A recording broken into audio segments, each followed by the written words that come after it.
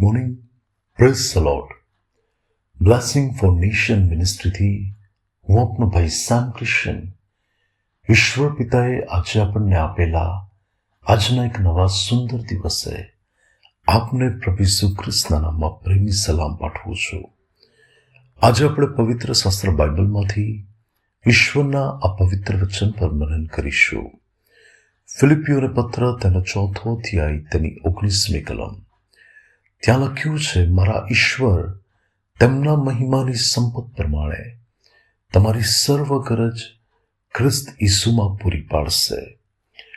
ખ્રિસ્તમાં મારા વાલા ભાઈઓ અને બહેનો, મારા ને તમારા ઈશ્વર આપણા માંગ્યા અગાઉ આપણી જરૂરિયાતોને તે જાણે છે. પ્રભુ જાણતા હતા કે દુકાળના સમયની અંદર સારફતની વિધવાની પાસે થોડો જ લોટ અને થોડું જ તેલ છે, અને સારફતની વિધવા એવું જાણતી હતી કે હવે અમારી પાસે 1 ટન ખાવાનું છે, પછી અમારે મરી જવું પડશે. પરંતુ ઈશ્વર કે જે અદ્ભુત રીતે જરૂરિયાતોને પૂરી પાડનાર પરમેશ્વર છે, એ પ્રભુએ એ છેલ્લી ટંકમાં અદ્ભુત ચમત્કાર કર્યો અને એમાંથી આખા દુકાળમાં તેને ભરપૂરીનો અનુભવ આપીને પ્રભુએ જણાવી આપ્યું કે તે અદ્ભુત રીતે પૂરું પાડીને અદ્ભુત અનુભવ આપનાર પરમેશ્વર છે.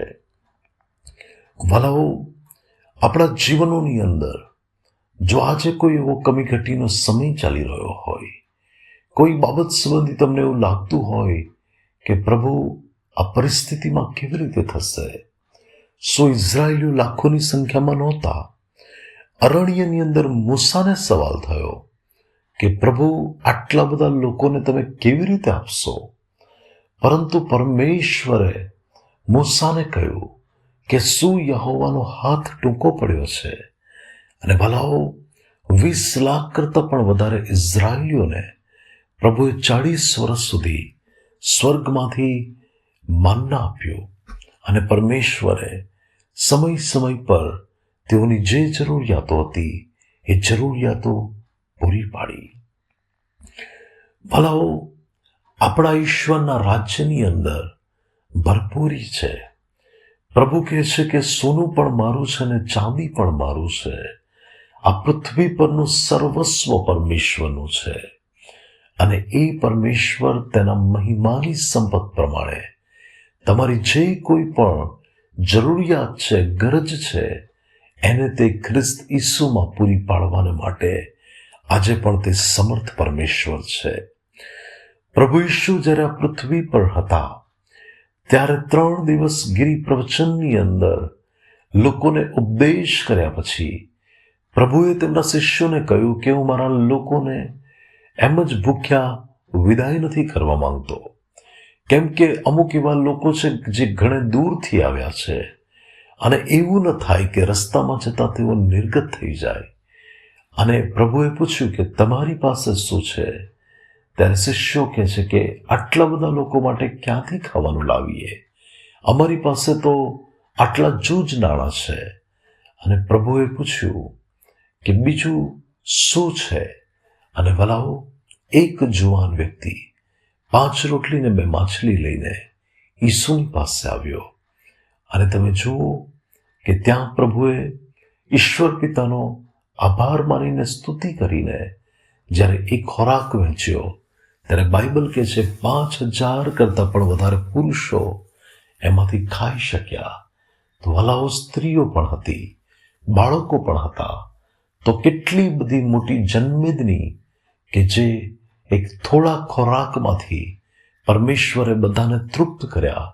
અને એટલું જ નહીં, પણ છેવટે છાંડેલા કઠ્ઠા એકઠા કર્યા તો બાઇબલ કહે છે કે એ કકડાઓથી 12 ટોપલા ભરાયા. ભલાઓ, આ 12મો મહિનો છે, ડિસેમ્બર મહિનો, અને પરમેશ્વર તમને તૃપ્ત કરે, તમારી જરૂરિયાત પૂરી પાડે, અને ત્યાર પછી પણ 12 ટોપલા ભરાય, એવો આશીર્વાદ હું તમારા જીવનને માટે માંગુ છું કે પ્રભુ તમારા હકમાં તમારા માંગ્યા ને તમારા કલ્પ્યા કરતા પણ વિશેષ અને અદ્ભુત કામ કરે.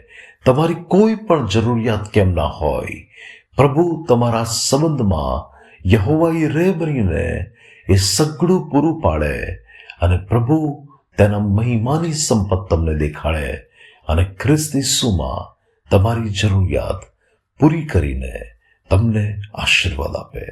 પ્રભુ આજના પવિત્ર વચન દ્વારા આપણને આશીષ આપે. આવો પ્રાર્થના કરીએ. સ્વર્ગીય પ્રેમી પિતા પરમેશ્વર, આજના વચન માટે તમારો આભાર.